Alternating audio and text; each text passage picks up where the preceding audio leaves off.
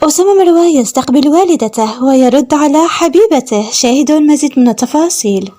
البداية بهذا الفيديو مع لين أبو شعر. فلين امبارح تفاعلت بمجموعة من الاستوريات كانت عم تجاوب على أسئلة الجمهور، وفي حدا علق لها إنه هي عم تقلد أحمد أبو الروب. ردت لين على هذا التعليق ما كنت بعرف إنه أحمد عم يعمل محتوى لايف ستايل مثلي، وأضافت بشو بدي أقلده. نمر أيضا إلى غيث مروان وسرورة. فغيث امبارح راح إلى الأردن للقاء زوجته سارة هناك. نمر أيضا في هذا الفيديو إلى أسامة مروة. فأسامة امبارح راح إلى جدة لا يشوف والدته هناك. أيضا أسامة وهو رايح بالطيارة حب إنه يجاوب على أسئلة الجمهور، ومن ضمن الأسئلة اللي توصل بها أسامة مروة كانت كلها عن حبيبته السرية واللي متوقع الجمهور إنها شيرين. فأول سؤال لأسامة كان: أكتر حرف تحبه غير حرفك؟ رد أسامة بحرفها، والجمهور عم يتوقع إنه أسامة عم يقصد حرف شيرين بيوتي. أيضا سألوه إمتى رح يكون البروبوزل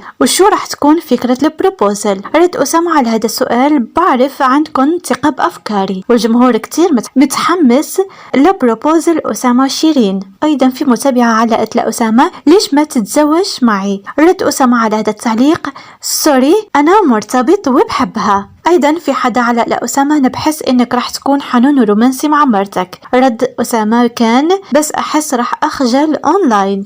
وطبعا تحليلات الجمهور ما خلصت. فبعد ما قام أسامة بالإجابة على هذه الأسئلة، فالجمهور أخذ السؤال اللي كان عم يسألوا عن البروبوزل. فهذا السؤال كانوا حاطين إيموجي الكوالا، وعلق الجمهور إنه شيرين سبق وحكت إنه من ضمن أسمائها هو اسم الكوالا. نمر إلى لانا محمد اللي تفاعلت بدورها بمجموعة من الاستوريات، وكانوا صور مع إخوتها في عيد الحب.